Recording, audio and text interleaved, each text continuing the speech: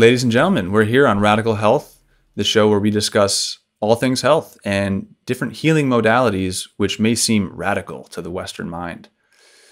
Today I have a friend with me. Her name is Alexandra, and she has an interesting story which she's going to share with us today. Let her speak for herself, but she's been helping me learn a lot about the hygienic human diet, the appropriate foods for our body, proper nutrition, proper hydration, and proper ways to bring about the reversal of disease. So she has an interesting story. We'll let her talk for herself. Please welcome Alexandra, everybody. Hi, and hi, thank you for having me. Yeah, so I am excited to share. It's been more than a relief for me in my life, which is why I'm motivated to share this information with others, because I don't want anybody to suffer the way I have or the way I know other people do. I started to find out about this. I actually came across Dr. Robert Morse first. And then after that, I was led into the Terrain Model Refutes Germ Theory group on Facebook. I connected with LW, and she invited me to be part of the team. She knew my back was against the wall. I told her how perfect I was with my diet and that I'm not going to change.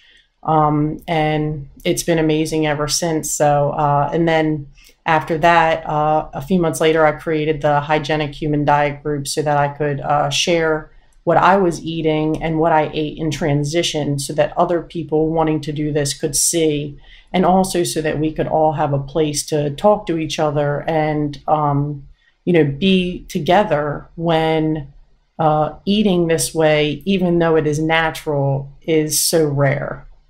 That's where that started. Do you want to ask me some questions so you can guide me a little bit? Yeah, so it started before all this. You were experiencing a lot of disease symptoms. Can you tell us kind of when that started, when you started feeling sick, what was going on, how old were you when you started getting sick, and what was that like? What were you battling? Okay, sure. As a kid, I think I had a pretty normal childhood. It wasn't perfect, like I think most childhoods are. In this world, there's a lot of stress, especially on parents. And though we might try, and parents might try, it's hard to do everything perfectly. I grew up in a family where my dad was an alcoholic. Both of my parents had businesses. They worked a lot. And I did have sports that I did. I was a soccer player, and I also was a competitive cheerleader for most of my childhood, which was awesome. I was very physically fit. I was always exercising. I exercised, about 20 hours a week, really, really hard. And I performed on TV even as a child doing cheerleading and competing. Which now I realize was definitely a stress to my body. During that time, I also I dabbled in modeling a little bit. I did like some Hawaiian tropic pageants where the pressure is on to look perfect. So even as a child, I was dieting. I remember doing some Atkins diet when I was a kid with my mom. And of course we thought it was being healthy. And that we were losing weight. So if you're skinny, you're healthy, I remember parts of the diet was eating like canned tuna fish and hot dogs, cottage cheese, things that, and the reward would be after the pageant, I would be able to eat pizza, you know? But I was very happy doing these things. I enjoyed it. I also knew after I did pageants that I absolutely did not want to do that. It wasn't really who I was. But I enjoyed cheerleading very much. And I was a cheerleader for, I think, 8 years, from the time I was like 7 until I was about 14 or 15. And I was an artist. My father is an artist. So I grew up drawing portraits and painting. And that made me very happy. I always loved animals very, very much. I always cared about people's feelings very much. I grew up where I wanted to help take care of my family and nurture everybody. So that's kind of always been who I am.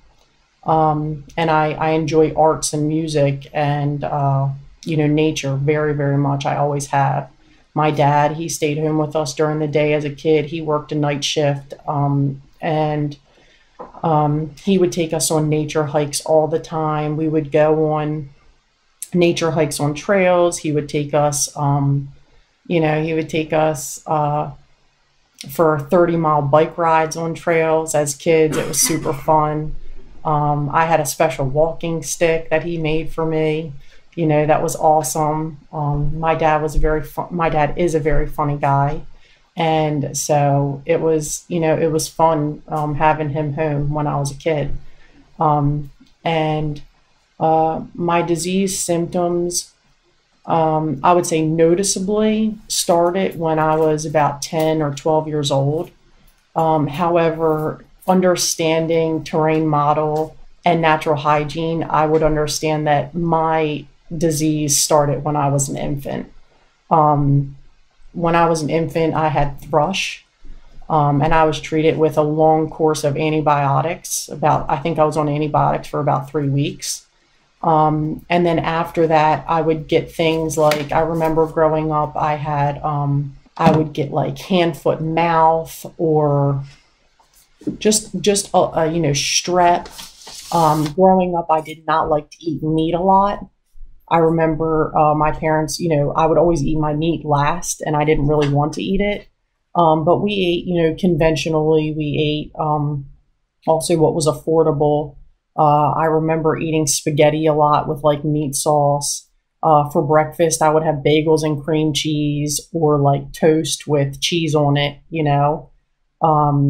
For lunch, I would eat ham and cheese sandwiches, maybe some chips, seeming normal things, but understanding now these were all disease-causing foods. And, snacks at home would also be like things like chips, things that were out of the cupboard, and both of my parents were always busy, so I took care of myself a lot after school. And so, yeah, when I was about 5 years old, I also started getting severe migraine headaches. And these, it's easy to forget now because I haven't had them for a long time, but these continued throughout my life, until I was probably in my early 20s. I had severe migraine headaches. And when I was a baby, 5 years old, I remember hanging my head over a toilet because the migraines were so bad that I would feel like I was going to throw up. And my parents would sit me in a dark room. They would put a cold rag on my forehead and just try to keep it dark and keep me from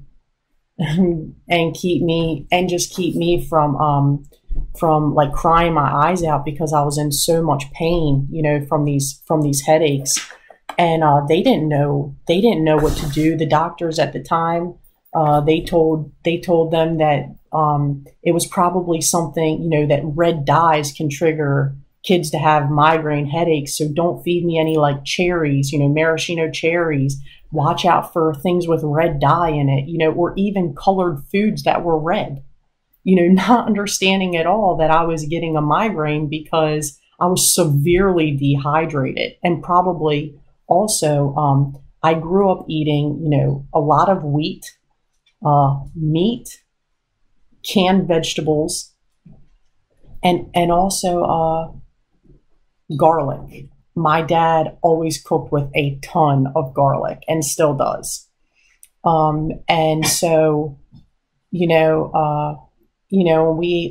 ate beef. I remember my parents took us to McDonald's, that stuff they didn't know it was food that doesn't decompose, that it wasn't actually real food, but these were all the things that they were thinking they're providing us with a great life having.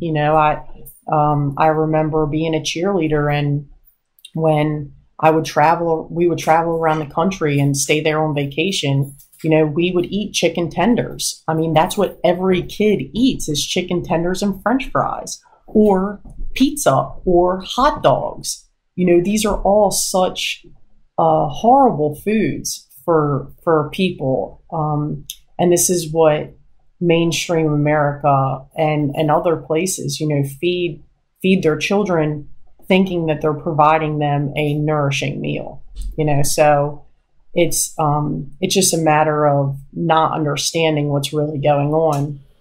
And yeah, so I had these little things, but correlation, my parents would say, oh, I remember also I got like pinworms as a kid, and it's like a worm that you get, and it's like you poop it out and you can see it. It's quite disgusting, and my parents would be like, oh, well, you were at this kid's house, you always get it when you go there. But the thing is every time we went there, they would feed us hamburger helper, and like that wasn't something that I normally ate, and so it is just, it's a big misunderstanding. And I was very stressed out in my childhood, just the way I handled things.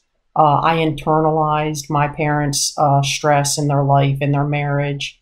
I'm the oldest child, so they kind of would share things with me as a child that probably I should not have been privy to. That was none of my business. And I internalized a lot of that, and I felt their pain a lot. And I was nervous a lot as a kid.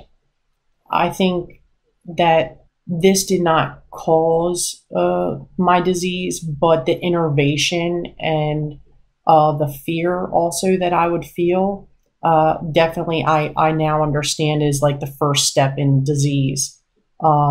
People like to say that, stress or something caused the disease, and I have found that to not be true. What I think is true about that is that when we have these circumstances in our life, whether it be something that's happening around us or something that we go through personally, I think that what happens is when it affects you and you are eating an improper diet, because I will say that now my emotions are very different from how they used to be when I ate improperly.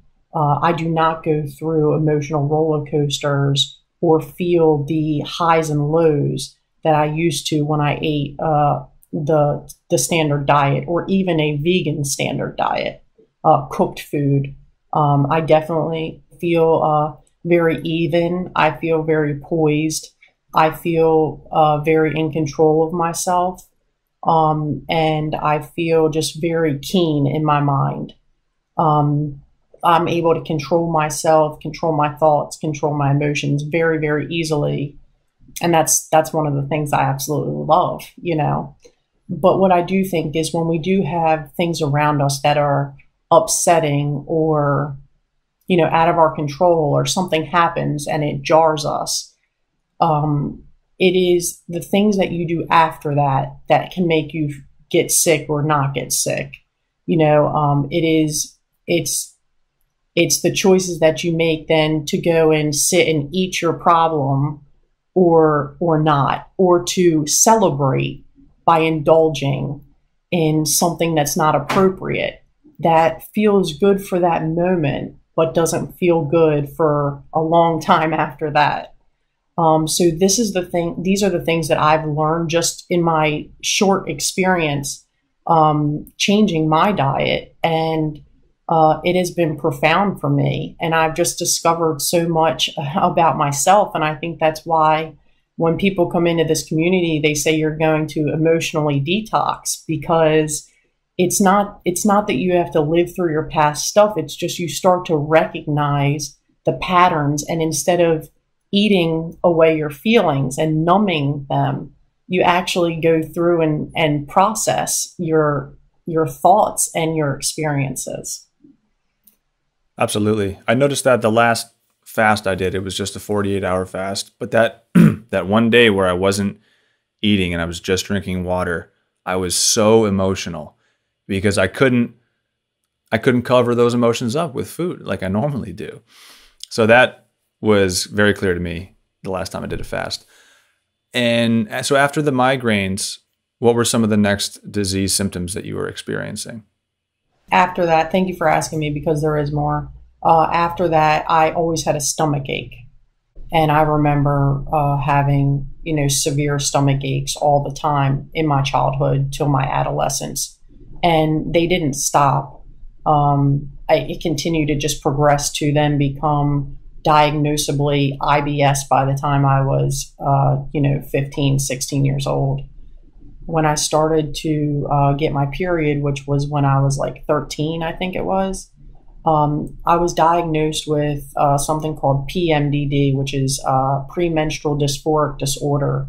And basically what it means is that I have really bad PMS. And for my parents, they were just like, oh my God, like she gets super depressed. She's super crazy, she's super emotional. So they took me to the OBGYN. I also had a boyfriend at the time. And I think I'd started having sex when I was 13 or 14. I told my mom,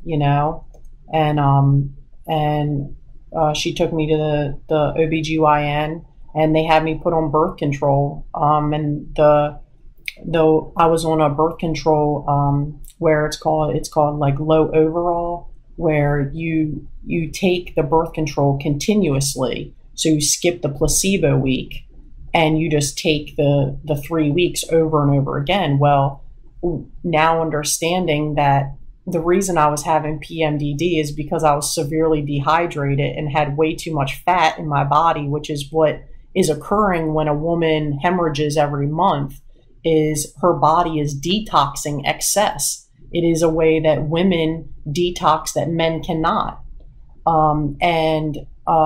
Probably for it, definitely because we are the bearer of children, so nature is protecting its ability, essentially, right? But instead of understanding that, they put me on a process that stopped the detox, so now, I was building disease inside in a different way, because now not only was I not drinking enough to be able to dilute the pollution and pee out the excess that my body had already created at a very young age, because at 5 I was having severe migraines. At close to birth I was having thrush, which showed too much fat, too much sugar in the body. So now they stopped that process, and the doctor said that, because I constantly questioned this. I might have been 15 when I got put on it, but I constantly questioned this. I said, is that really okay? Like if I just don't get a period, I didn't get a period for 10 years, like I never, until I was a grown woman, I never got my period ever, and I was like, is this normal? Is this okay? I would ask her, is this okay? And she would say, yeah, it's okay. It keeps your lining clean, so that it doesn't need to shed, which I wasn't peeing out small amounts of blood all the time, so, it's interesting. But, then when I was grown, I stopped the birth control because I started to, I realized when I was like, 16 or 17 that I wasn't born sick like this. I started to get psoriasis in my adolescence, and I started to realize that I wasn't born like this. So I started to experiment with these things with the doctors, trying to control it, trying to see what was really happening to me, because I always questioned what was really happening and why was it happening. And so I actually stopped my birth control when I was probably in my early 20s, and I asked to get a copper IUD. Because it was non-hormonal. And that was one of the worst experiences of my life. But it was interesting because when I got the copper IUD put in, my psoriasis got extremely bad versus when I was on the birth control. So it was interesting to see these different things. But the copper IUD was a horrible, horrible experience. And I quickly went back on the birth control because I was in excruciating pain on this on this IUD. And I also, just to get it put in, I hadn't had a child yet, and if you haven't had a child, they have to like tear your insides to put it in. It was it was not a good experience, but anyways, I started to get psoriasis when I was 10 or 12 years old. It was a soggy spot on my scalp after I would take a shower. I remember scratching it, like feeling it, that it was soggy. And then I was nervous. I was a nail biter also, which now I know is caused by deficiency. And so I was biting my nails to get what I was deficient in. That's why, they say that. But, I probably did other nervous habits, so I was scratching my head, and this turned into psoriasis, which spread. And I remember I had it, in my scalp. Wherever my body would create a sore, I would get psoriasis. And medical has all these, these terminologies for this. But when I was 12 or 13, I went to the my parents took me to the dermatologist for it. They started me on steroid foams and creams. So I would apply these things daily. Now what I realize, is that even in the medical world, these things aren't supposed to be used longer than like a week or 2 weeks. Also, creams are just the classic example of the Western medicine system trying to cover up a symptom and not addressing the root cause at all. Correct. Keep going. Yeah, so they gave me creams, they gave me foams. These things did not work very well at all. And I was using special shampoo, 2 different shampoos, a tar shampoo, a salicylic acid shampoo. Never once did anybody talk to me about hydration or what I ate, ever. They just purely treated the symptoms. And if one drug didn't work, then you tried the next one, and you just went through their like little Rolodex of drugs that they have for that particular condition, that what they call it. And, now understanding that all of these things are just symptoms of toxemia. It's all the same. It's just different names and, different types of things going on in the body. But it's all pretty much the same, Yeah, so I was on different creams. I then would go after I did these creams and everything, then they started having me go into a tanning bed where I was applying like a coal tar gel, and then getting into a tanning bed for, it would be 2 minutes at a time, or they had these intervals they would do 2 minutes at a time, 3 minutes at a time, 30 seconds, and I started to like frequent the doctor's office very, very often, quickly, And how old were you roughly around this time? 15 maybe. Yeah. I also will say, when I was 14 or 15 years old, I started to party. And I was drinking alcohol, liquor. It was just about a year stint that I did of like my partying. I was very sad, which now I could look back and say definitely being on birth control, eating the wrong diet, having the circumstances I did at my home. But even without that, I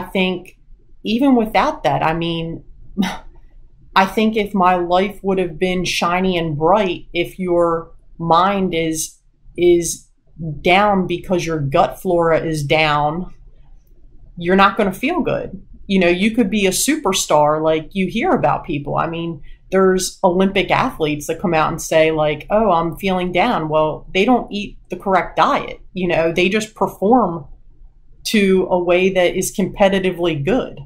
It doesn't mean that their life is great, so yeah, but I was sad, and I really loved people that, laughed and liked to have fun. So I gravitated towards this crowd, I suppose. And yeah, so I partied for like a year. I was drinking liquor. I did some drugs, and I definitely think, I know that added to my toxic burden. The load that I already was carrying, and I was smoking cigarettes. I know that just furthered my toxemia quickly. And on top of that, of course, I wasn't eating healthy. I was eating still the same that I was before. So. All right. So after you talked about migraines and then stomach ache, and then some emotional stuff and psoriasis. Were there any more disease symptoms that came after that? Yes, but not until I had been on a lot of medicines. So what else did they prescribe you? So I got prescribed. So it kind of all was it comes to a tipping point when the dermatologist is like, okay, we've done the creams, we've done the lotions, you've done the tar shampoo, you've been on them for years. Now we're going to give you this pill that you take, and you're just going to take it once a week, and that should help you. So I didn't know what it was. I just took it, and I started taking it. And later, I found out that I was taking chemo. And I was 15 years old. It's called methotrexate. It's a low-dose chemotherapy drug. They use it because what happens in autoimmune disease, as the medical world would, call it, is that the body is attacking its own cells. Well, the body is attacking its own cells because there is toxic waste in the cells that shouldn't be. So it's trying to rid itself of waste. Autoimmune disease is when the body has become so toxic that it's overburdened, And so I started taking this medicine. It was chemo. And I found out it was chemo a little while later and kind of freaked out. I was like, oh my God. Like I told my husband, because we've been together since, I was a kid. I was like, oh my God, I've been taking chemo. So that explains why I feel so tired. I would feel like when I woke up on those days, because I either took it 1 or 2 days a week back to back. I can't remember. But I would wake up on those days and it would feel like my head was slightly ticking. Because it was just fatigue. My body was absolutely exhausted because I already was a person that needed rest and water and to sleep because my body was toxic. So you need to, fast and rest and drink water. But now I was being poisoned with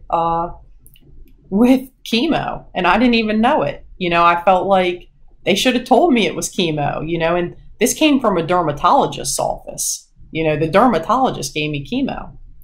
Even at that point, if you knew what it was, we might still trust the doctor because, well, he's the doctor. He or she knows, he or she's been to school and is an expert on these conditions, and I'm just going to trust them even though if it sounds like a sketchy type of treatment. Okay, so yeah, and so that's the thing. So when I found out it was chemo, I asked, why am I on chemo? And they said, because the body is attacking itself. So this keeps this dumbs down the cells enough, hurts the body enough so that it stops trying to hurt itself. Wow. I mean, that's how the Western medical system seems to be built, is suppressing the healing modality of the body, because the body attacking itself, like you said, is a way for it to heal itself, to rid itself of the toxins. And when you shut that operation down, and essentially the body isn't attacking itself. It's just that there is toxicity where it shouldn't be. You've become so toxically burdened that you're becoming a wasteland. Our own cells go through something called pleomorphism. And Pleomorphism is our cells changing to become able to live sustainably in its environment. So when the environment becomes sick and dirty, the cells adapt sick and dirty to exist in their sick and dirty environment. Also, I forgot to mention, when I was about, again, 12 or 13 years old, my parents were having issues, and I wasn't dealing with it well. And I started to go to like a counselor or a psychologist. My whole family was going, my brothers were going. And I was put on antidepressants and anti-anxiety medicine. So again, this could have also been why I was feeling much worse. That's a lot of drugs for a kid. Yeah, instead of dealing with my emotions that I was having, which were very legitimate, given that I am a mother now, if what was going on, was going on, I would definitely understand and be able to handle that differently. However, my parents were both very busy and didn't know how to handle it. And I think, again, this just goes to the avoidance of our emotions and how it doesn't serve us and others to do that. Because many adults become parents. And if we haven't dealt with our emotions, how can we guide someone else's or be there for someone else's? So, and that's also part of the reason why I am so overjoyed that I've found this and that I've changed my life the way that I have, because I think I'm an amazing mother. And I love taking care of my children this way and being available for them in this conscious capacity that I am now. Anyhow, yes, I was on antidepressants and anti-anxiety drugs. It made me very sick, especially, while I was smoking cigarettes, I was dehydrated, I was eating badly, I was not getting enough sleep. And for school in the morning, like I said, I was eating a bagel and cream cheese or bread with cheese on it. So it was essentially, it was some processed bread with either milk, a cream substance or a processed cheese slice on it. And I was drinking coffee every morning, starting at like age 12, I would drink coffee every morning, and it was kind of a treat, like I got it in a special cup. And my mom didn't think it was horrible. She definitely didn't realize she was poisoning me. She didn't realize she was contributing to my problem. So I remember going to school sometimes in high school, in my early years of high school, maybe I was 14 years old, and I'd be puking in the stall in the morning from these drugs and from the coffee and from, not the drugs I was taking for fun, because that was like occasionally sometimes. It was the drugs I was taking by the pharmaceutical, by the doctors, that I was puking up this acid, in the stalls in the morning. And I was having troubles at home too, So it's really no wonder that I gravitated towards the crowd that I did. And I've always been a sweet, good person. I never was trouble for anybody. I never created trouble for anyone. I just, was trying to feel better. You know what I mean? And yeah, that's pretty much it. Yeah. Anyway, so I was also on antidepressants, anti-anxiety. I was having severe headaches. I had, severe PMS, severe cramping. I had psoriasis. So once I was on the chemo, I didn't come off the chemo for a long, long time. And it was just more drugs after that. So after that, I graduated from the dermatologist. And because after I was on the pills for a while and they're not seeing you like improve, you go to a rheumatologist. So next step was the rheumatologist. At that time, I also, I remember I was starting to become like stiff, like a little bit achy, But it wasn't bad at all. And at this time, I had stopped cheerleading because when I was 12 or 13 years old, I blew my knee out cheerleading. And when I blew my knee out cheerleading, I was out of cheerleading for like 6 months. My leg was in a brace. And during that 6 months, when I wasn't busy with my sport, I was home more. And that's when I got my first boyfriend. And that's when I started smoking cigarettes.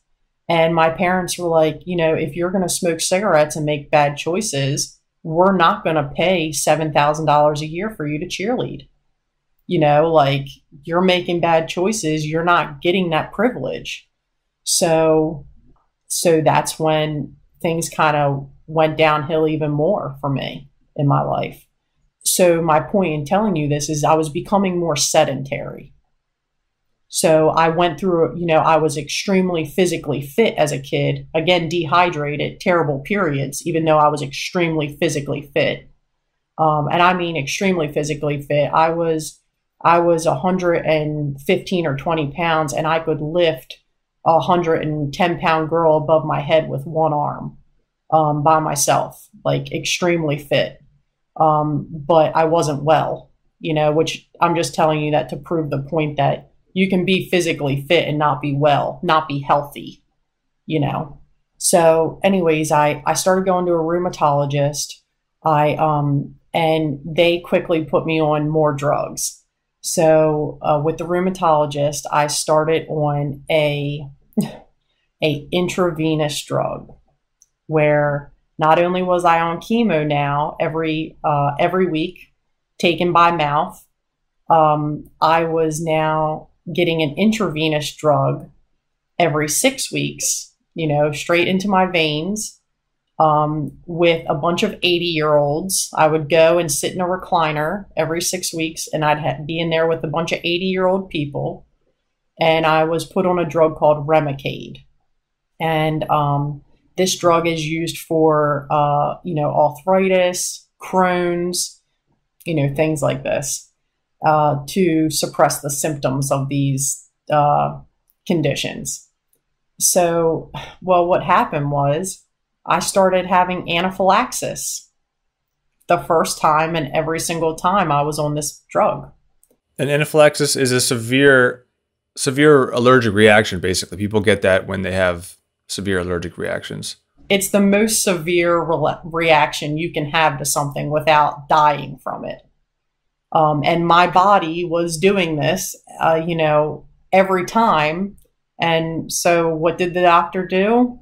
They would give me Benadryl and Tylenol, and they would slow the drip down so that instead of the medicine taking 3 hours, it took 7 for me. So I would sit in the recliner for 7 hours.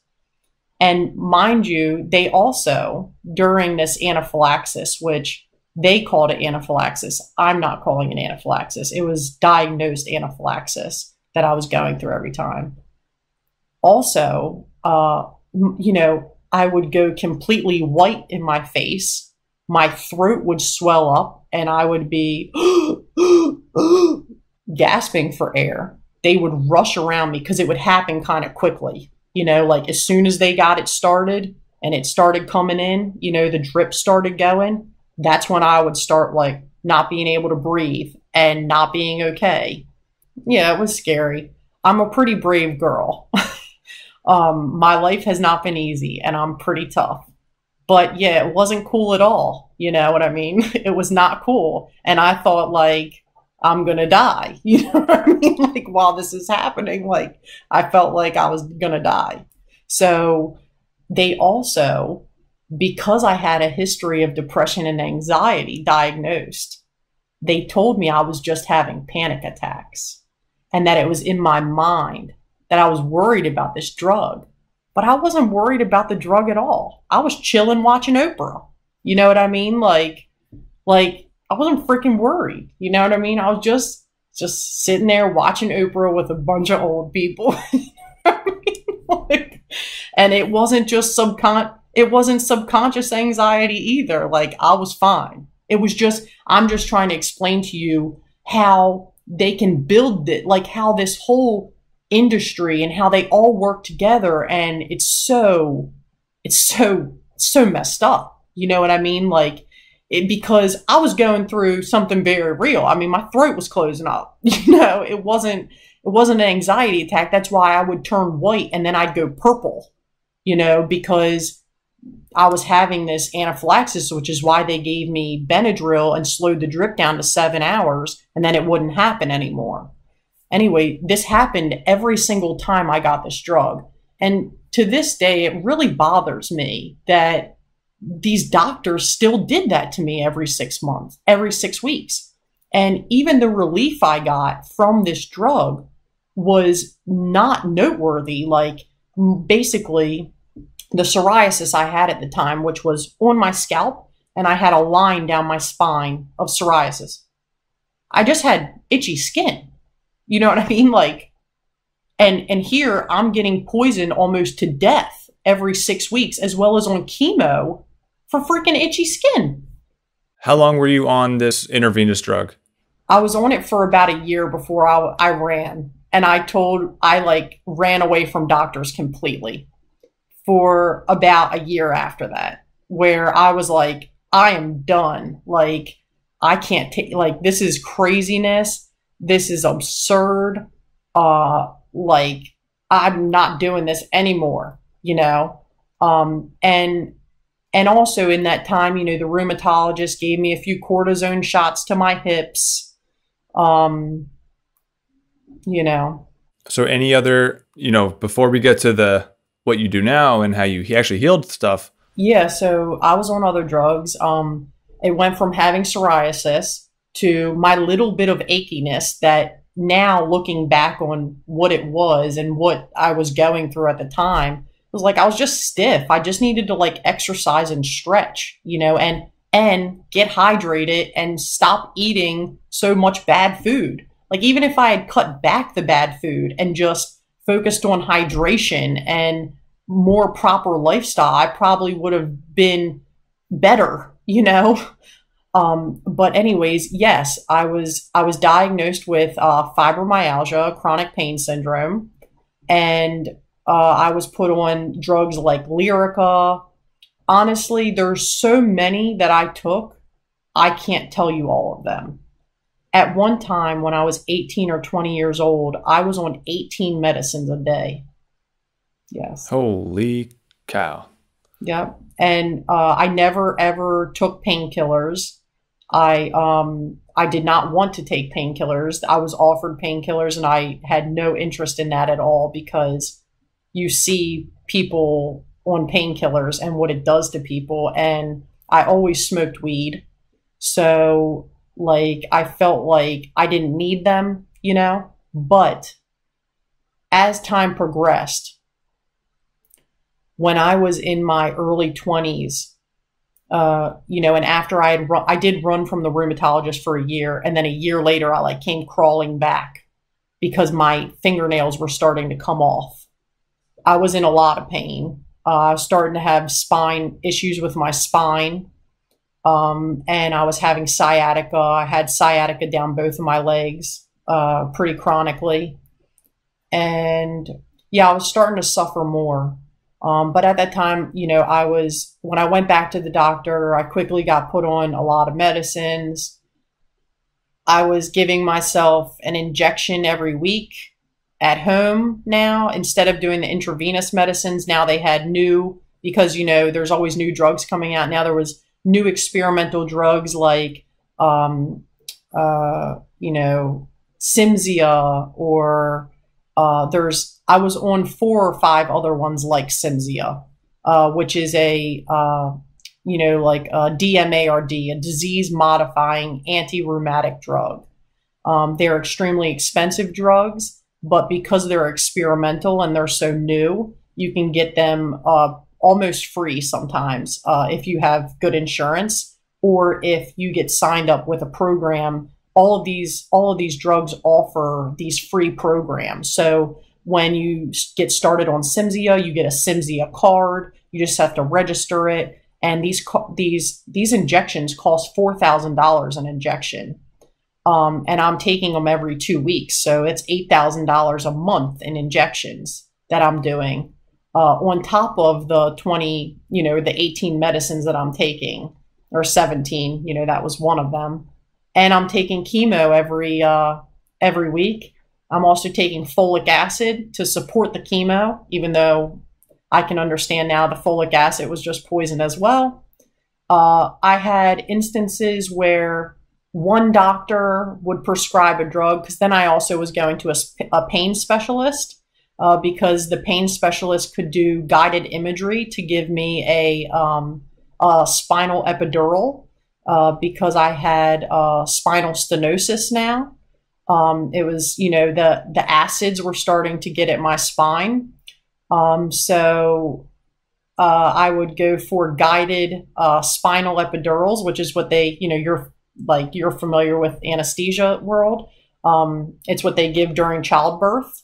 I was getting one of cortisone to my spine on a random day, and then I had one instance where I went for a cortisone spine epidural, and they recalled the cortisone that was being used in these spinal epidurals. So I went to make my next appointment, because you're supposed to make your next one, it's either 2 weeks or 2 months directly after your first one, to get it to get you good, I guess.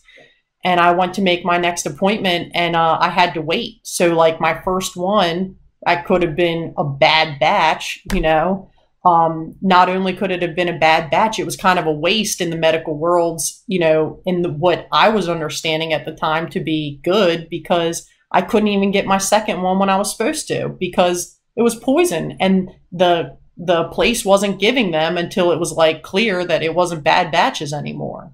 So anyways, yeah, I did 2 of those for fun, and that sucked. I'll just tell you, you feel that 9-inch needle go through your back, and you feel the pressure and the heat going into your spine, even though they've numbed you.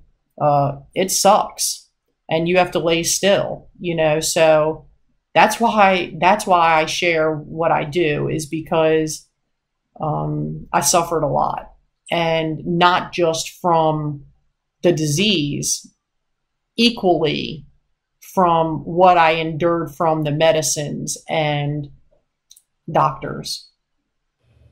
Wow, that's a lot.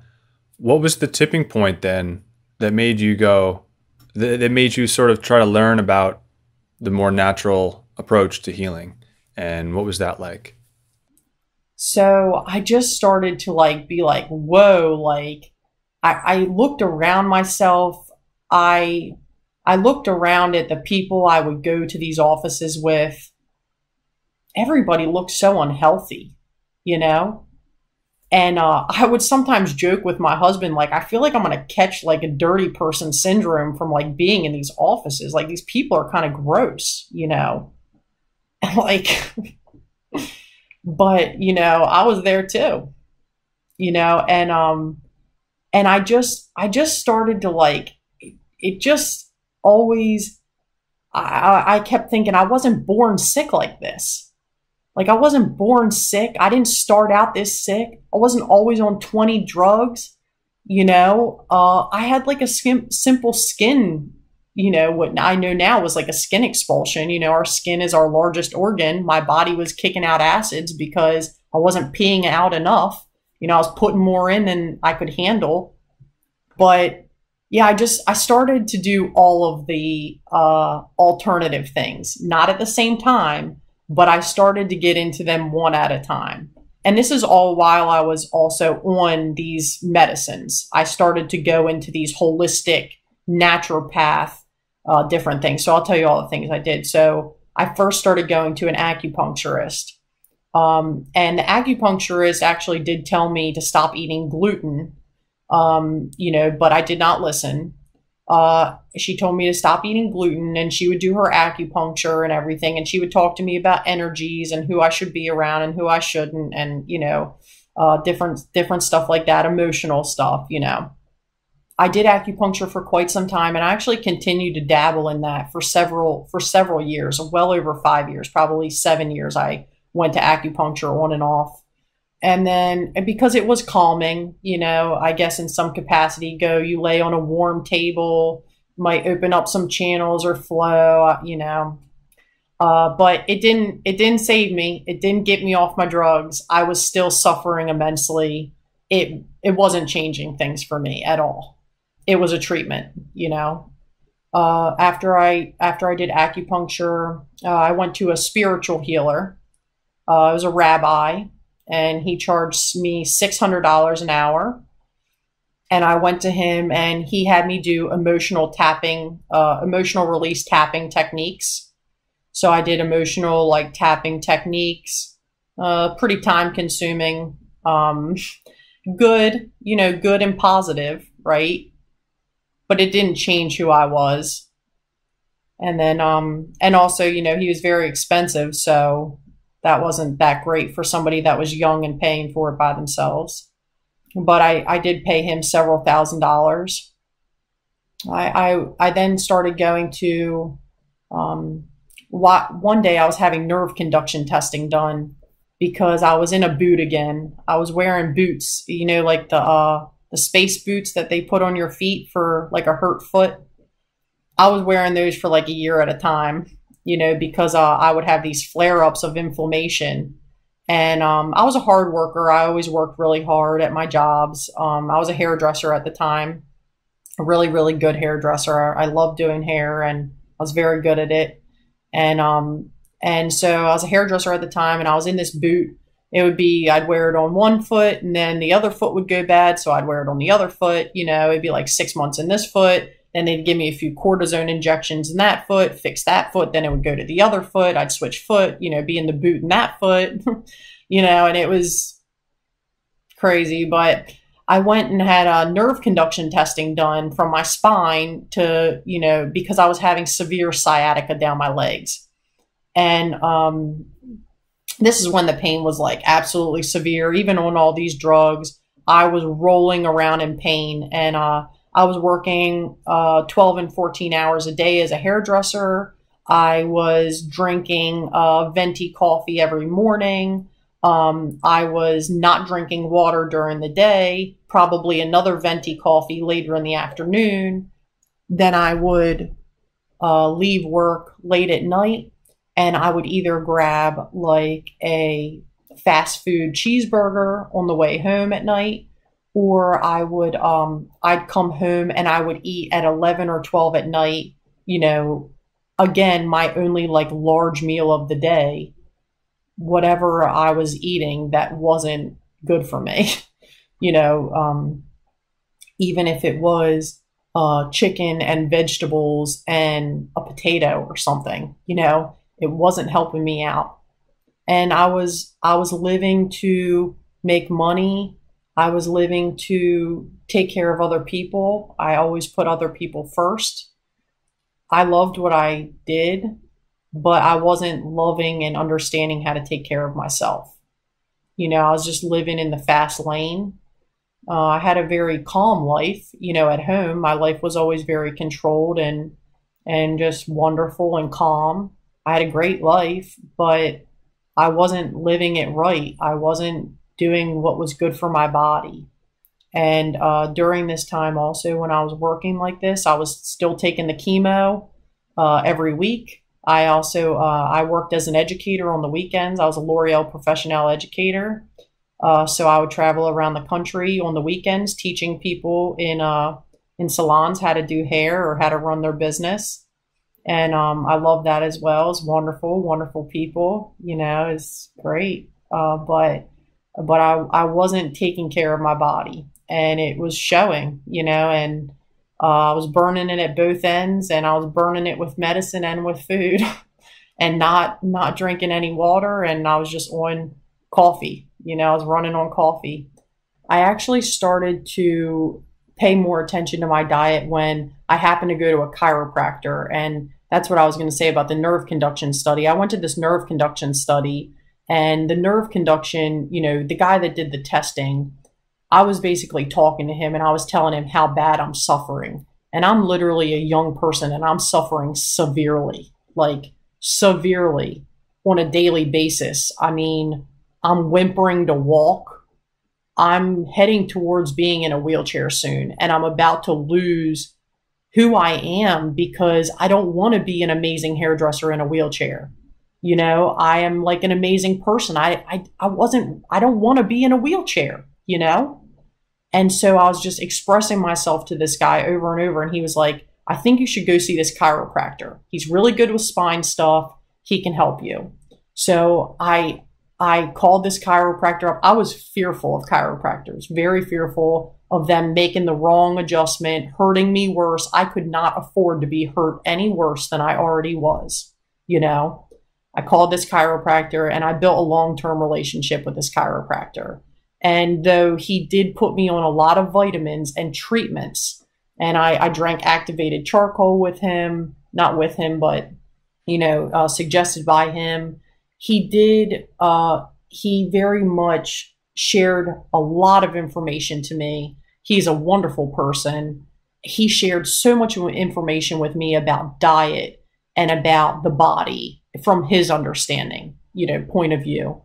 And that really opened my eyes to what I was putting in my mouth, which at the time was garbage, you know, and I was binging on chocolate. And he taught me about these, you know, about tea and chocolate and coffee and how they're related and how they're all stimulants. And, you know, he started to open my eyes to health, you know.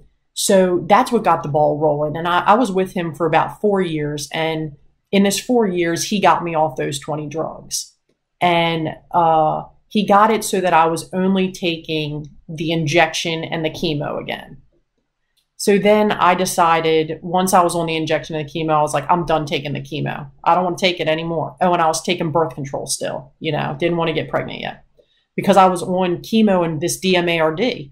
And they told me, if you get pregnant on chemo, we will do a medical abortion, you know, so don't get pregnant, because if you do, you're getting a medical abortion because the chemo will disfigure your child. We use this type of chemo for ectopic pregnancies to abort the child. So you will, you know, don't get pregnant, you'll get a medical abortion. Well, I never had that, you know, that occur. But it was always like so harsh, you know, and I just lived with these rules. And they also told me that I should consider never having children because not being on the medicine would put me probably in a wheelchair. You know, that I should just probably understand that it's not worth it for me to have children. So I really didn't think I would ever have children until I was with this chiropractor long enough to get off of all these drugs. And then eventually I got off the chemo. And so I just decided, I was like, I don't want to take the chemo anymore. I want to see what happens when I don't take it. So, cause I just didn't like it. You know, I mean, chemo is a bad word, you know? So then when I got off the chemo, I talked to my rheumatologist, I talked to the chiropractor, and I was like, can I have kids now? You know?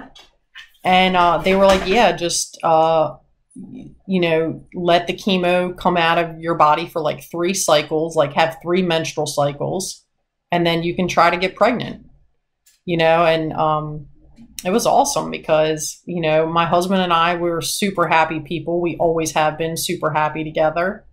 So it was great, you know. I took 3 cycles off, and then the next month I got pregnant, you know. And after I got pregnant, I stayed on the injections, the DMARDs. I was afraid of the DMARDs. I was injecting it into my belly. So injecting it into my pregnant belly felt really bad, you know, like against your conscience to do this, you know. And because these drugs, you know, are harmful. I mean, it says right on the packet, you might die. Like when you take this drug every time, you might die from it. It has a black label warning in it. So to shoot it into my pregnant stomach it went against what I felt like was good. Well, I decided to stop taking the shot early during my first pregnancy. And I also overworked myself during my first pregnancy. And I again put other people before myself. I was in my third trimester. I had a wedding that I had promised a girl. I didn't want to let her down. And so I basically went a night without sleep to accommodate to her wedding. I had to be there very early. It was a very far drive for me. I didn't drink very much water at all that day during her getting her ready for her wedding. And then afterwards, I went and ate a cheeseburger and French fries at the restaurant next door. Again, not thinking about it. I had donuts on the way home because when I was pregnant, when I would have like IBS and stuff like that I had always had, and I would get sick from, gluten. I would get sick from dairy, all kinds. When I was pregnant, I didn't have those symptoms. It wasn't making me sick. And, I felt cute. I mean, I looked pretty. I had a pregnant belly. I was just doing what most other people do. I was eating for two, and sadly 1 week later, I was in severe pain in my liver, and I called out of work. I called the chiropractor. I went right to see him. I'm like, I'm in severe pain in my back. I think it's my spine, something. Can you fix it? You got to fix it. I feel like really bad. And he did a few adjustments on me. My mom met me. She took me out for pizza and a Coke. It was 4 days later that I went to the hospital, and I was absolutely not okay 4 days later. During those 4 days, we called the hospital. We told them what was going on. I had been on antibiotics my entire pregnancy, back to back, because I would pee slightly elevated for E. coli, which now I understand in terrain model is just because everybody has E. coli in their system, but it's when it becomes more abundant when the system is toxic, it's dirty. So me peeing E. coli and being on an antibiotic was absolutely absurd. And I also was getting UTIs, which I now understand was just purely dehydration, and also did not need an antibiotic, but I was getting pounded with weekly antibiotics the entire pregnancy. And right after I finished one course of antibiotics, this is when this started, and this wedding I worked, and then the burger, and it wasn't that burger, but it was the foods I was eating in general, the acids and the antibiotics. I was getting pounded, and my body wasn't getting rest, and I wasn't getting water, and I was suffering, and my husband was scared for me. He wanted to take me to the hospital, but I didn't want to go to the hospital because they don't treat you well at the hospital. You just lay on the bed when you're pregnant. You just lay there. They don't help you. So we called the hospital. We asked them, what should we do? And there is something I did forget to tell you too that is very important. When I was 14, 15, I had kidney stone sepsis. And so again, basically I was dehydrated. I had kidney stones.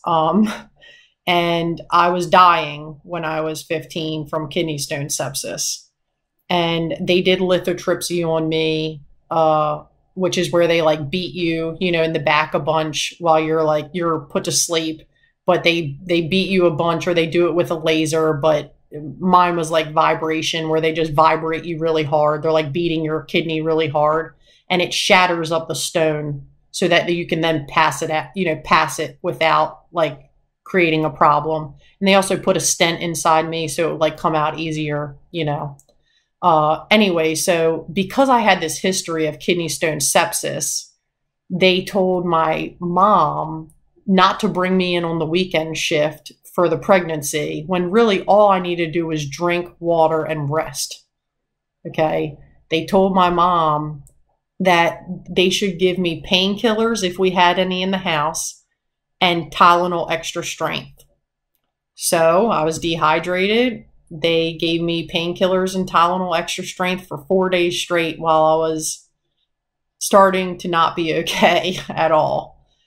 And on the fourth day, I called my husband, who had gone to work, and I called him and I said, I got to go to the hospital. I think I'm going to die, So my mom came, she took me to the hospital. When we got to the hospital, I was screaming walking into the hospital. I was in so much pain. Like, you know, you're the person everybody's looking at. And then they took me back and they were like, it could either be one of like three things. We're going to do blood work. And so they said that I had something called HELLP, HELLP, which is an issue with your liver. Essentially, it's a very the furthest point of I can't remember what it's called in pregnancy, where it's all having to do with too much fat intake. Oh, it's preeclampsia, like to the maximum. So basically, I was dying when I went to the hospital. I was in fact dying. They said I probably had like a few more hours to live based on my blood results, and that if we hadn't come then the baby and I would have died. You know, which who knows, that would be true, that would not be true, whatever. But they delivered my daughter by emergency C-section. She was 31 weeks, one day. And that's hard. So, you know, I had to sign off, you know, waiver of life there for myself because of what was happening for me. I had to sign papers saying that I might die when they give me, like when they do the C-section, that I might die when they give me the injection into my spine for the C-section because of the condition of the state of my body at that time. Yeah, my daughter was born and she was strong, very strong. She had a 9 APGAR. She was, you know, screaming, and she's beautiful and, you know, as they would say, healthy. And she was taken to the NICU and I went to ICU, where they said that I would get a little further to death and then come back in the next 2 days. And they would put me on something called the MAG, which is magnesium treatment. Why did they put you on a MAG? To get your blood moving, to get your blood flowing. And, you know, so I didn't get to hold my daughter until she was 3 days old. And I wish I could change that. But I'm thankful because it means so much to me, and it's so very real to me how important our health is. Again, I didn't know about diet and how much it affected us. I knew, you know, I'd been eating gluten and dairy free for, you know, a year or two before I had my daughter. But while I was pregnant with her, I kind of was dabbling, you know, in whatever I wanted: Girl Scout cookies, donuts, burgers, whatever it was, pizza. Yeah. But after I had my daughter, you know, I went back to eating that way. But we were on a budget and we were shopping at like BJ's, you know, and I was breastfeeding. I started pumping literally as soon as they finished my C-section, which they did my C-section in like 10 minutes, and she was born. I was sewn back up. They took me to, you know, my like little recovery corner or whatever before I went to ICU. And I was like, can I start pumping like as soon as they took me over? Because my mom breastfed me. I thought it was very important. And I'm thankful for that my mom breastfed me, and she, you know, thought it was important and taught me that it was important, you know. And so as soon as I got to my little corner, I was like, can I get a pump? You're like, let's go. I'm ready. You know, and they're like, you just got out of surgery. I'm like, I'm ready. Let's go. Let's do this. Hook me up. You know, so I started pumping for my daughter, and we started taking, like, they started taking her the little bits of milk, you know, which made me feel good. I was giving her something, you know, and I went to ICU. I got to see her, you know, 3 days after I had her. She was getting visited by my husband, by my family, you know, before that, which I wanted, you know. And when I got to meet her, like on the third day, there was, they put her in my arms, and she's so small. She's 3 pounds, and they had these little hats on them, and she had a breathing tube. She breathed on her own and everything. She was a very healthy baby. Some babies born at that stage need help to breathe. All of them get like a feeding tube, because they don't like suckle yet, at that age. They haven't learned that. But she was very healthy. But when they handed her to me, they had a new nurse on staff that they were like training in the NICU. And I remember they stuck a safety pin through her forehead. And she still has the scar from it. And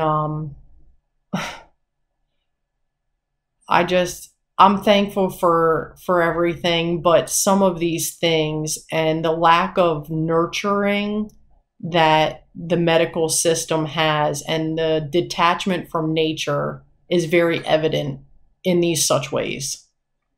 Like I said, it's not that I'm not thankful, but it's just these certain things, I guess, that I remember. Anyways, after I had her, I was pumping for her. I stayed with her every waking minute. I even slept in a chair next to her in the NICU. I never left. So when she was 5 pounds, which is the youngest and smallest they're allowed to go home, she was only a few weeks older than she was when she was born. They agreed to let her come live at home, because I never left, and and they saw how much care I took of her. So like any mother, in my opinion, would, we had somebody that actually came to our house from the hospital like twice a week to do like her weigh-ins, make sure she was gaining her weight, take her temperatures, stuff like that. Because when a baby is that small, you have to keep them very warm. You have to keep all babies warm, but this was their, concern and everything. Make sure her blood oxygen levels were good. Yeah, we had to keep our home thermostat on 78 in February to keep her warm. That was an expensive month, her expensive winter. Our bills were thousands of dollars a month just for the heat. It didn't matter at all, of course. But anyways, I was pumping around the clock for her. I was using like a shield, to teach her to breastfeed. At like 4 months old, her being 4 months old, she did latch and breastfeed on her own.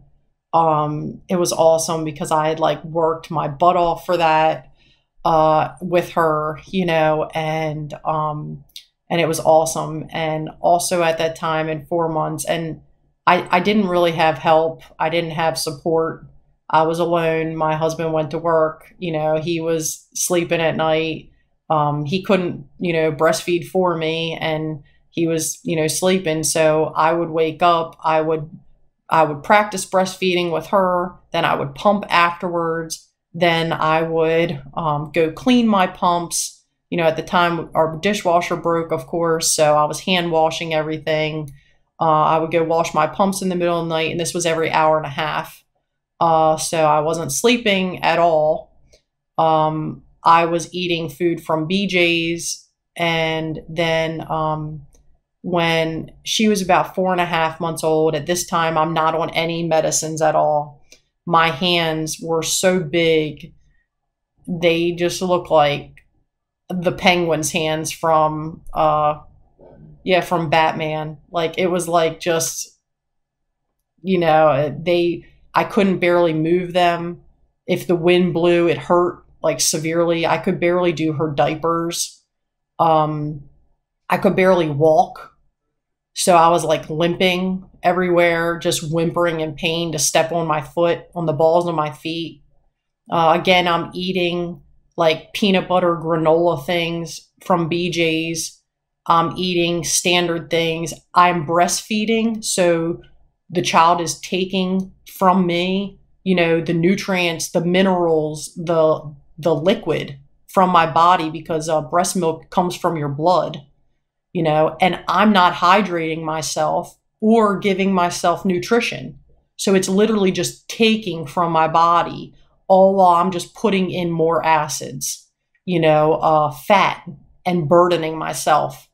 Because when you're tired, you want fats. When you're a breastfeeding mother, they even tell you, like, eat fats, and so here I am eating like peanut butter, bars, thinking like, I don't know.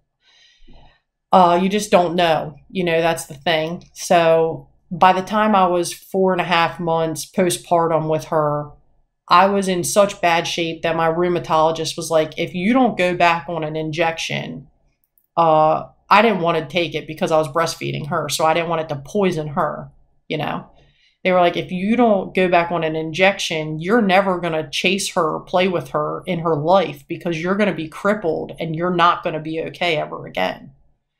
Your ankles are going to fuse, your hands are going to fuse this way, and they're going to be stuck like this, and you'll never play with her like you could if you would just stop being so difficult and take this shot, So they told me that at 4 months, and I breastfed her until she was 8 months.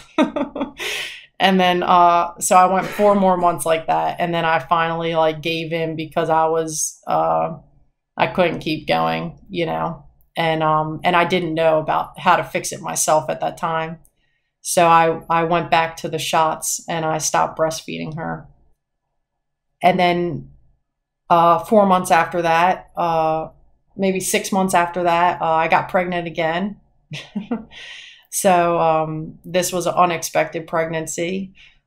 This time I took I went to a specialist at Johns Hopkins for this pregnancy that specialized in HELLP syndrome. And they did all these different tests on me. They told me to take a baby aspirin, which, to you now would make perfect sense why I would need to take a baby aspirin to thin my blood out, take a baby aspirin. They never, ever told me to drink more water, ever. They never told me to watch how much fat I consume every day.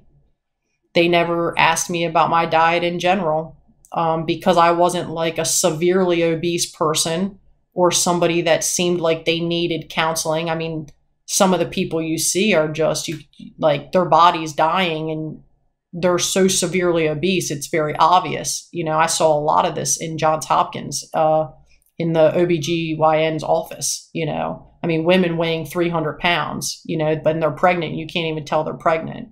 So I wasn't that person, but I was 200 pounds, even though I was 180, even though I carried it well, I was still a diseased person inside, So anyway, they told me to take a baby aspirin every day.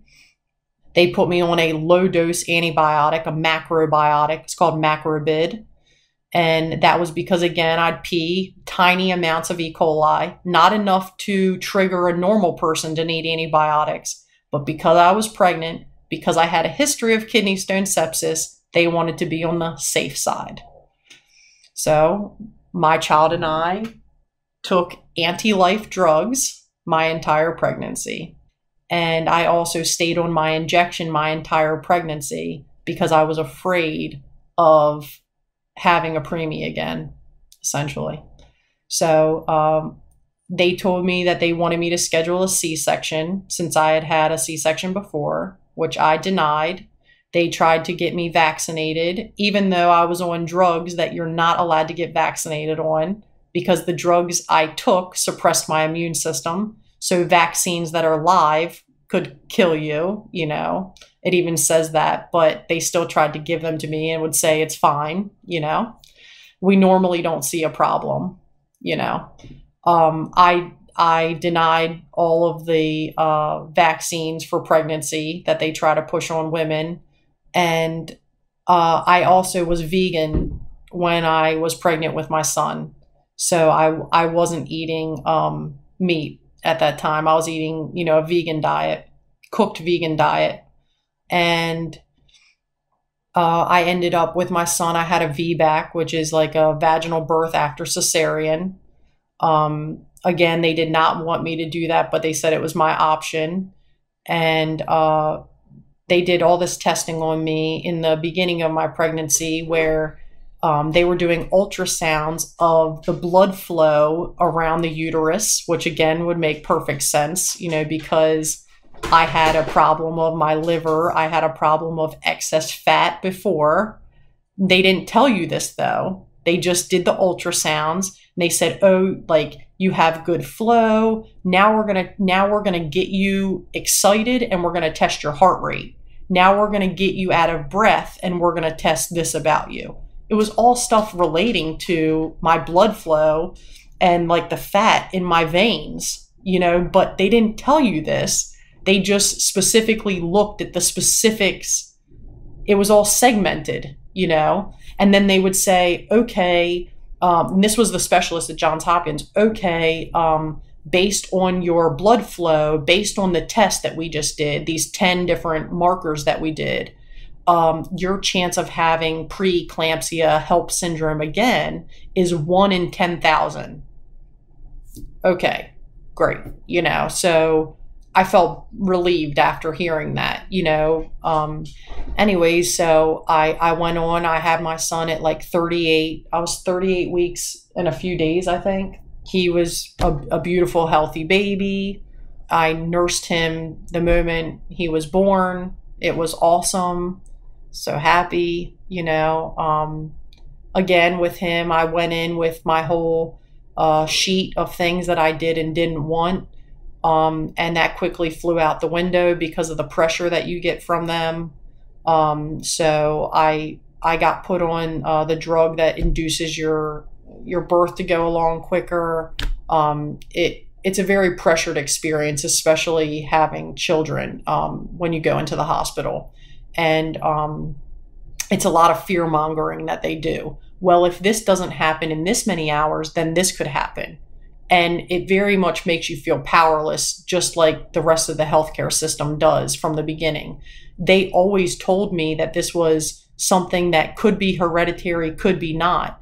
As a child, my rheumatologist, you know, whether it was Hopkins or not Hopkins, because I ended up going to Hopkins for rheumatology, you know, professor at Hopkins, he told me I had no control of this. There is no cure for this. They don't know what causes it. What they do know, because I always would pick his brain about stuff like, what do you guys know about this then? You know, and he would say to me, I mean, I always made him laugh. I've always pushed everybody's, you know, efforts further what they gambled for, you know. And he would say to me, what we do know is that something's getting taken from your bones. It's taking something from your bones. That's what we do know. Well, it's calcium, you know. And why is it calcium? Terrain model can explain this. It's because when you eat cooked foods, it takes calcium from the body. It leaches calcium from the body, you know, and the way it leaches calcium is it's going to leach it from your bones. It's going to leach it from your veins. It's going to leach it from the muscle. You know, it's going to leach calcium that it needs from your body. So because I overburdened myself, yeah, my body started taking it from where it needed it in order to try to stay alive, you know, essentially. Anyway, so yeah, I had my 2 babies and I was nursing my son. So I'm nursing my son on this DMARD, you know, that I've been on my entire pregnancy. And then my husband sells his company. The company that buys them is a self-pay insurance plan where it's such a large company that they pay out their drugs themselves. Well, they didn't want to pay $4,000 for every shot. They denied it. Then the doctor that told me this was the only shot that was safe to begin with now told me I could take a new shot and that it would be probably fine nursing my son. Probably. Again, they can't say like for sure, but your son should probably be safe. It probably shouldn't kill you or him, you know. And so I called and I jumped through hoops with these people. I spent 27 hours on the phone with my doctor, the pharmaceutical company, my insurance, everybody trying to get this drug somehow. 27 hours. And then finally I told my husband, I was like, I'm done. I'm not taking their drug anymore, and I'm not doing this anymore. I found this, you know, these people online, they're healing themselves, Jeff. You know, my husband's name's Jeff.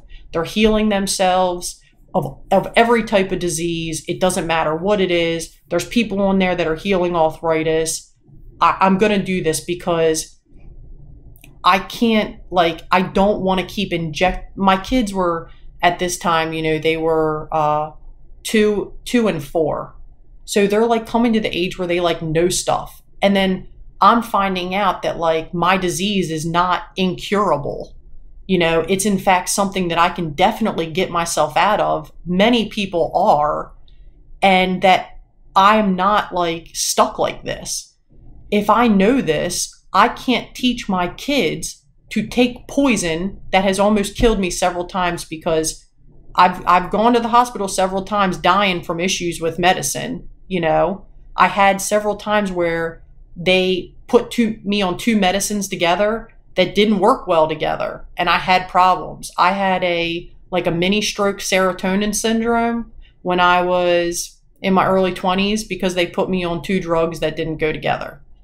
So like if there was a way out, I'm not going to teach my kids to keep doing something that hurts you when I could just fix it if I could gain the strength to control what I put in my mouth.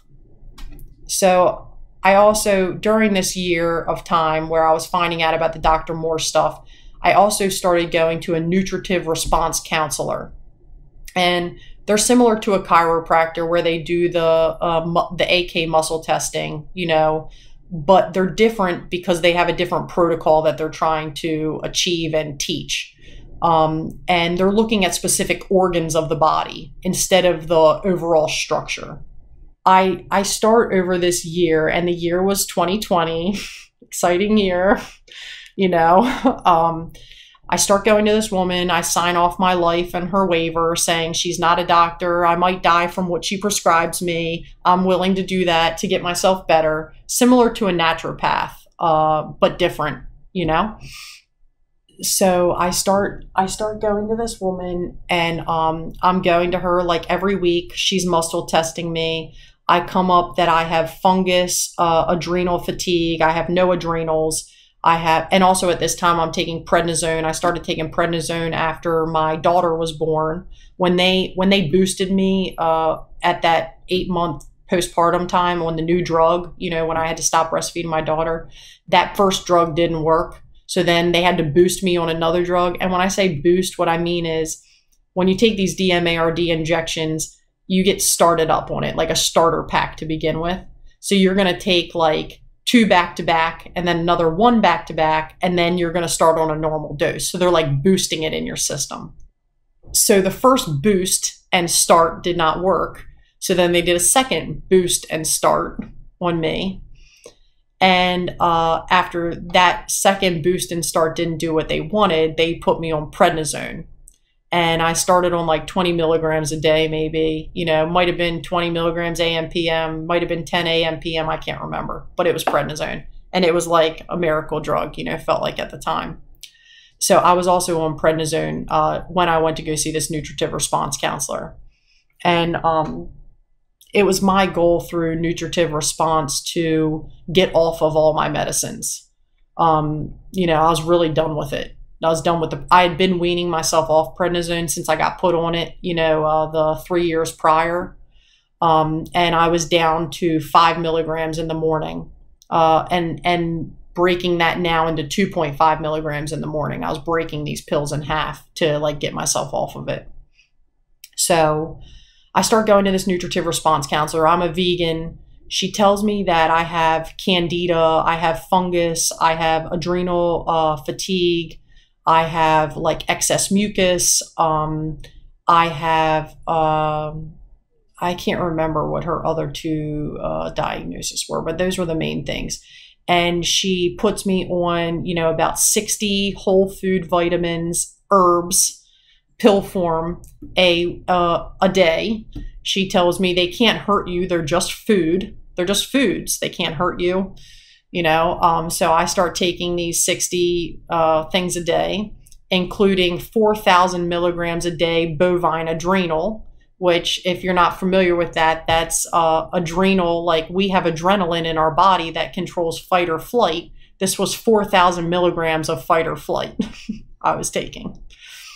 So she also says, you know, you should not have anything with sugar in it. So you should not have any bread, grains, no grains, like you're coming up with candida, no syrups, like here's the list of things you can't have, no fruit. Well, that was like a really big deal breaker for me because I love sweets and especially fruit. I love fruit.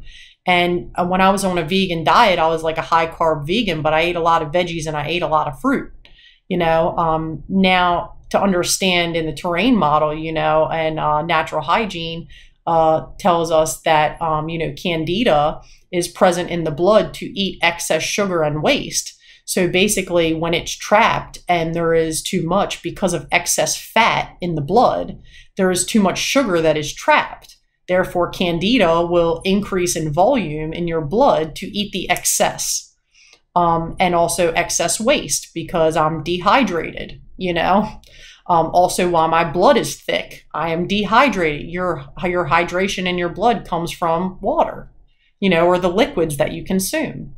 She tells me that I need to eat meat and vegetables, and that's it. And I can have quinoa, as a grain, meat and veggies. So I'm like, I've been a vegan, like meat makes me feel awful. It makes me constipated, like immediately. Like if I eat meat, I can't poop, but I trust her. So I start to eat salmon salads, I start to eat some Chick-fil-A when I'm on the run. I'll eat Chick-fil-A with my kids,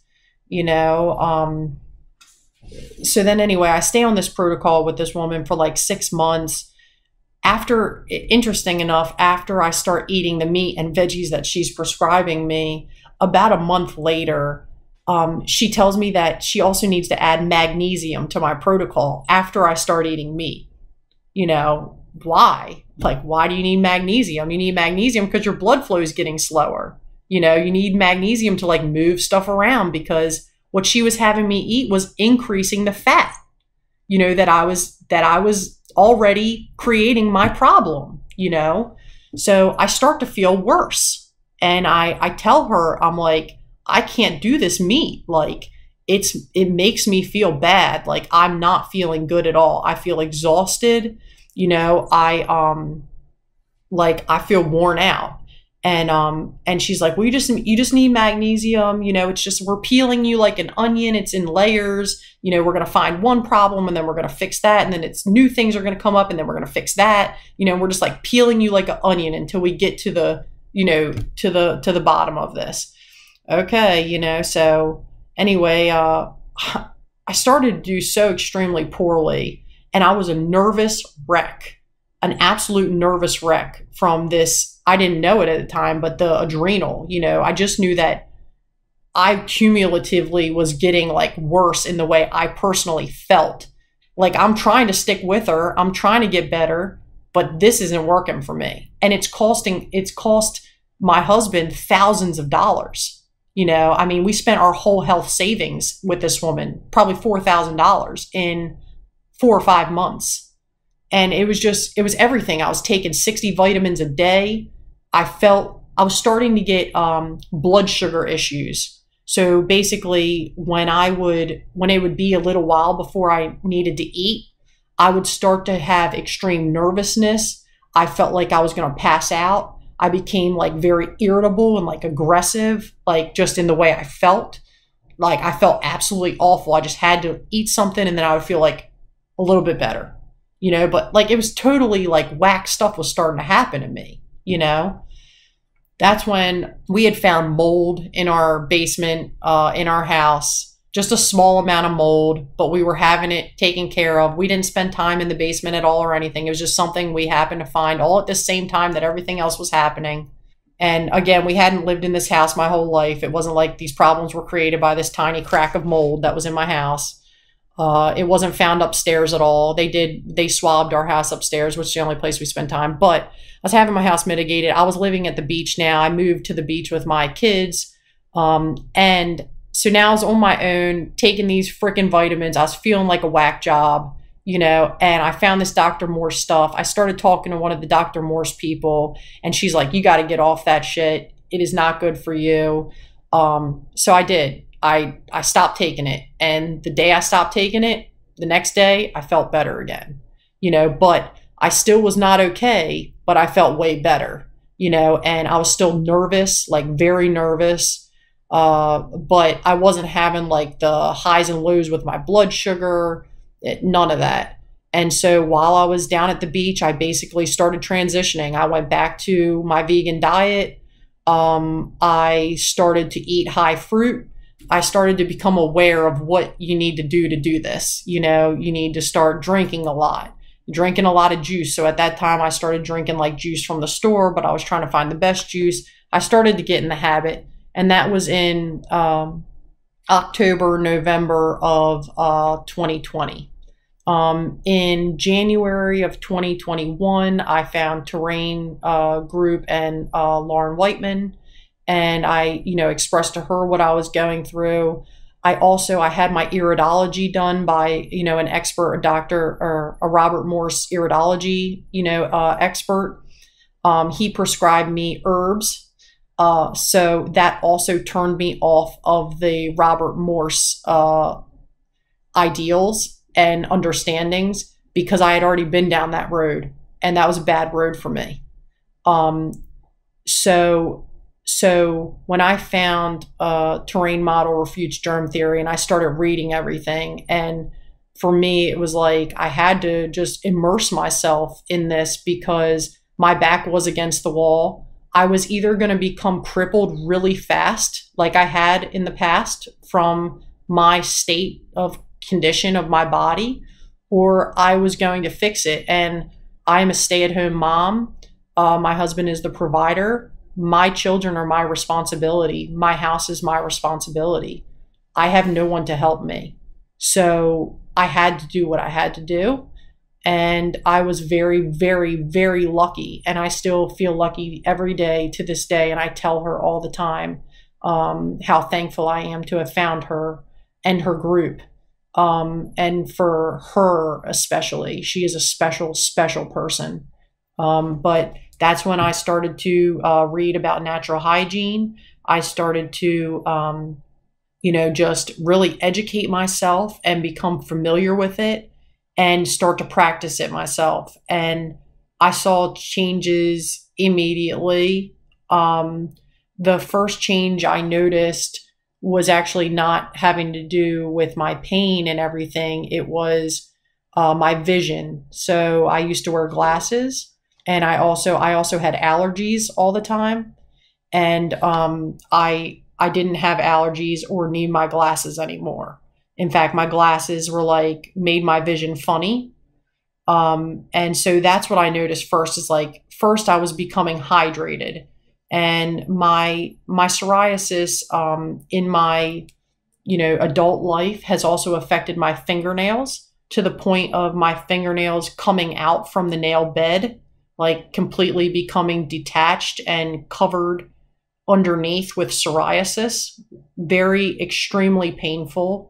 Absolutely awful. Even my toenails, if I was off of medicine, my toenails would fall off, and become just so extremely corroded with, psoriasis, this skin condition. Essentially, our nails are skin. It's pretty much the same. It's just a harder surface.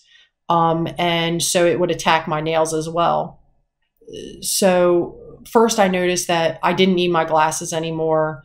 I also noticed the mental sharpness. I also noticed that my adrenals, the issues I was having, being nervous all the time, completely, and that was created by that adrenal drug she had put me on, also by the prednisone, started to go away.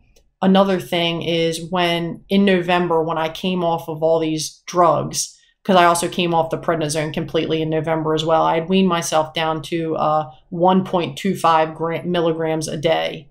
And that was like a tiny speck of prednisone a day, like this pill that I had broken so small. What happened? I had thrush. Interesting enough, when I was a kid, that's what I had, right? So as soon as I came off the prednisone, I developed the symptoms of thrush. My tongue was spotted and white. I had very spotted and white. I had red splotches all over the top of my mouth, very noticeable red splotches, like zigzags and dots different like dots and zigzaggy lines. I wrote to my rheumatologist at the time and I was like, what do you think this is? Like, like I just got a filling that feels absolutely awful. My tooth never had a problem before I got this filling put in it.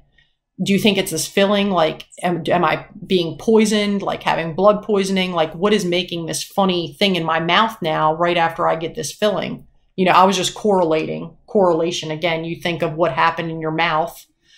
And he was like, no, it's not from the filling. You're fine. Do you have any sores on your genitals, like herpes? I'm like, no. You know, but now understanding natural hygiene, it's very obvious why they would ask these things, right? Like these toxemias, the symptoms that our bodies express are very common to happen in different areas at the same time, you know, and it's like they kind of are on the right track. They just don't put it all together. They separate it all. You know, it's all its own separate condition when it's really the whole body functioning as a whole. He told me I needed to take, in November, he told me that I needed to do a swish and spit for thrush, you know, a antibiotic or whatever, swish and spit for thrush, and that I needed to not eat any sugar or fruit at all. And in November, I decided I was going to eat nothing but fruit. So I ate nothing but fruit, and a month later, it was gone. And that's when I was like, I'm not going to stop.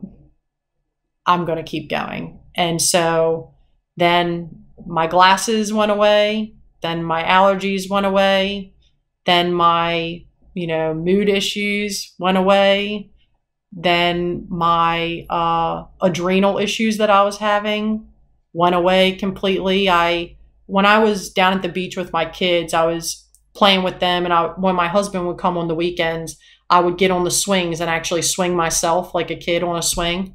And I couldn't even swing back and forth gently. It made me feel like I wasn't okay. Like made my heart race, like I'm going to fall, which is totally absurd. I've been a thrill seeker my whole life. You know what I mean? To not even be able to gently swing on a swing without my heart feeling like it's going to come out of my chest, you know? So then, like just recently we went to a fall festival and I swung super high on the swings and I was like, look at me, I'm swinging on the swings. You know, it's so stupid, but it's not, because like if I would have kept going and kept asking for help from the wrong people, the state I could be in would not be good. I started with simple issues as a child. And this turned into a mountain of problems. I almost died several times. This was simple. You know, when the solution is so simple, but we do all of these things to hurt ourselves, and we just completely misunderstand the reality of things. And a lot of it is fear. You know, oh no, we need this, and also lack of understanding of how to do it properly. Lack of support, you know, all these different things. But anyway, so yeah, it was, and then, so my fingernails then started to fill in, where I would have holes in my fingernails where it looked like somebody took like a pin and stuck little pinholes in my fingernails. And it was dehydration. It was just taking from my nails, you know? And so, and that was along with them being detached, and underneath would be psoriasis. So as I started to get better, the pinholes in my fingernails and my toenails went away. And then my nails started to get attached more and more and more until like my toenails are completely healed now, normal. Then the inflammation, you know, it came, and then now it's going away. So when I first started all of this, you know, I did get bad at first. You know, the symptoms did come at first. I did suffer my true condition, you know, of my body. I felt it. But I could barely, when I started doing all of this and like my symptoms came to fruition, I could not walk well. I could not use my hands well. I would cry to press the button to get my kids in and out of their car seat. I could barely press it even to get it to unlock their car seat. You know, it would take me a few minutes of pushing on it. I could barely get down onto the floor, get up off of the floor. I'd be in a lot of pain to do that. I limped to walk, and I certainly could not jog or run. And so I started eating fruits, and I transitioned very quickly. I went from vegan and then high fruit with like some sweet potatoes, and stuff like that with salads. And then I went to, drop in the sweet potatoes and steamed veggies. I was having cooked veggies sometimes, like cooked mushrooms, other types of steamed cruciferous vegetables. I was eating carrots, complex carbs, not realizing at the time, but, transitioning nonetheless. And then in like 2 months' time, I jumped into, high fruit with salads, but I was still eating overt fats, avocado, and I was also eating some like raw cashews and creating like raw cashew dressings, stuff like that. But then I got with the people in Terrain Group. I spoke to Sam, who told me to increase my water intake because of the tooth pain I was having, because I was having severe tooth pain from having this filling done. I never had tooth pain before the filling, but after the filling, I'm in severe pain. So he's like, you need to increase your water intake, your hands and everything. You just look like you're severely dehydrated as a person. So I just started drinking a ton of water. And I also realized that I was really addicted to eating the fats, the dressings. And I would kind of, as soon as I would eat the dressings, like the cashew dressing that I would make, I would want sweet fruits. And I saw this as a pattern with myself. I'd want fat, I'd want fruit. The sweet fruits, though, like the dried fruits, dates. I'd want fats, I'd want dates. I'd want fats, I want dates. So I saw like, this is my problem. And this is probably what created my problem in the first place, So then I dropped the overt fats because I realized it was like an addictive thing for me. And so when I dropped the overt fats, that really changed everything for me. And I started to progress much, much quicker.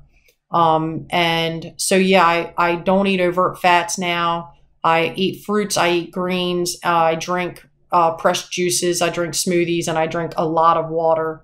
And now I'm doing excellent. I can jog now. I'm extremely strong physically. When I go to a personal trainer every once in a while, and he's like, you literally beat the timings of the men and every woman that I train. Like and the thing is that after I work out with this guy, I have no recovery time at all. I don't feel in pain ever. Like I remember working out as a child professionally, and I would be in pain. Like your muscles are sore. They get that like lactic acid in your muscles.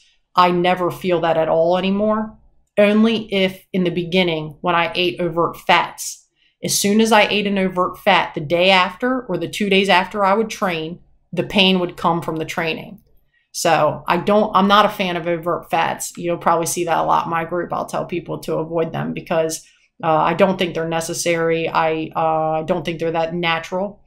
And I think that the amount of fat that we get in, in fact, I know, based on terrain model and natural hygiene that, the fruits that we eat have the perfect amount of fats in them already, and just what I've seen too is that we're all coming from a place of too much fat.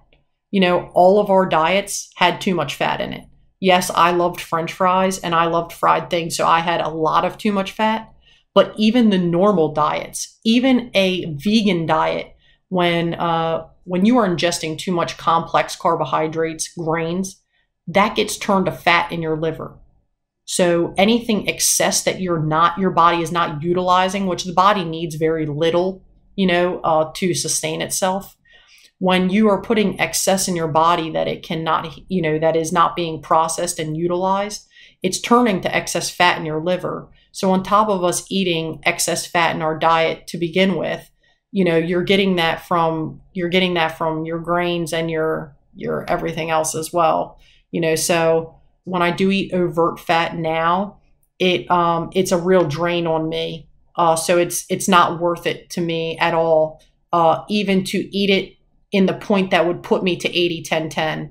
I normally am never 80-10-10. I'm normally at like 6% fat every day. when I use an app called Chronometer, and I'll load my food into that. And that is very, very interesting because I've loaded my husband's dietary intake in one day into it on like a traditional American diet, and the healthier options, and then our diet, my diet, and mine is by far superior in every way, even protein actually, which we understand, protein is a myth. What we really need is the amino acids. But even on an app such as Chronometer, which is geared towards the Western world, it still is superior, which it's all coming from fruit and grains, which people wouldn't really understand that or believe that unless you saw it in an app such as Chronometer, something actually telling you your macros. Amazing. That is such an amazing story. And I mean, it also sounds like that you haven't even been doing this raw diet for that long, maybe a year or less. So it seems like maybe you have a lot longer to go for your body to totally clear everything out that you put in it. But it sounds like you're doing amazing. Can you just talk about what you currently eat? You said you eat fruits, you eat leafy greens. Just give a sample day of like maybe 3 meals that you have. Okay, so a typical day, or I'll give you 2 days since, I have like 2 kind of typical days that I do. A typical day for me would be that I wake up in the morning and I start drinking water every day. So I'll normally consume 1 or 2 liters of water before I start eating. I try to keep my eating window between like 12 noon and 8 p.m. I don't always do that. I have 2 young children, so often I'll start eating earlier than that. I also am a breastfeeding mother, so sometimes I'm looking for that like food in the morning. So one day will be I wake up in the morning and I have smoothies after I drink my water. And I might drink 24 ounces of smoothie to 64 ounces of smoothie. And my choice smoothie is bananas, blueberries, mangoes. Sometimes I put dates and celery in it as well. This is mixed with water. Sometimes the fruit is frozen. Sometimes it's not. I prefer some of it at least to be frozen. After I eat that, I will wait. I only consume a liter of liquid an hour. So if I'm consuming, smoothie or water, I'll only drink a liter of it an hour. I never really go over a liter an hour. A liter an hour is what like our two healthy kidneys can handle, so that's kind of what I stick to. I try to do that. So then about an hour after I consume my smoothie, I'll start drinking water again. I'll drink, anywhere from 20 ounces at once to a liter at once. When I drink water, I start drinking and I stop when my body tells me to stop. If my body says I'm full of water, I'm good, then I stop. It's not like I just force water in. You're always listening to your body. You're always honoring your body this way. Same thing with smoothie. If I don't want smoothie in the morning, I don't drink smoothie. I only eat if my body wants to eat. I don't just do it just to do it. So then I'll start drinking water again. For lunch, I might have like a mono meal, which is eating one singular thing at a time. This is easiest for us to digest, utilize, absorb. It takes the least amount of energy from the body. This is the main principle of why natural hygiene works, is because it removes burden from the body, as well as it's giving to the body, not taking away. Cooked food, no matter the nature of it, it takes from the body. Even cooked veggies take from the body. Raw foods, living fruits, give to the body. And they also are the least amount of work for our body because everything is readily available to the body. It also has enough moisture content for the body to process it without extra moisture being needed. The body needs, I believe it is 80% water content to digest something. And fruit is normally 80% or over. Most fruits are like 83% or more water content. Bananas are 75. So that's why some people say they find bananas slightly dehydrating. Well, they are. You need to drink a little bit of water when you're eating bananas. Anyway, so I might have a mono meal of mandarin oranges. I might eat 5 mandarin oranges I might eat 25 mandarin oranges. It just depends how hungry I feel. How much smoothie did I have that morning? Did I have a little bit? Did I have a lot? How busy of a day have I had? How hungry am I? But I also might just keep drinking water and not eat, till later because I'm not hungry because I drank 64 ounces of smoothie, which was probably 1,200 or 1,300 calories of smoothie, that morning. So again, between meals, if I'm thirsty, I'll start drinking water again. Drinking water is kind of a habit. You kind of get into it and then you start doing it and it's like, then you like it and then you know that you need it. Like if I start having pain in my body, I know I need to drink more water and it'll make it go right away. Any type of pain, headache pain, hand pain, foot pain, whatever it is. If I go outside and I sneeze, I know I need to drink more water. So anyways, I'll start drinking more water after my meals. And then for dinner, a common dinner that we'll have is zucchini noodles and like a red tomato sauce that I make with like raw tomatoes, dehydrated tomatoes, and a little bit of dates.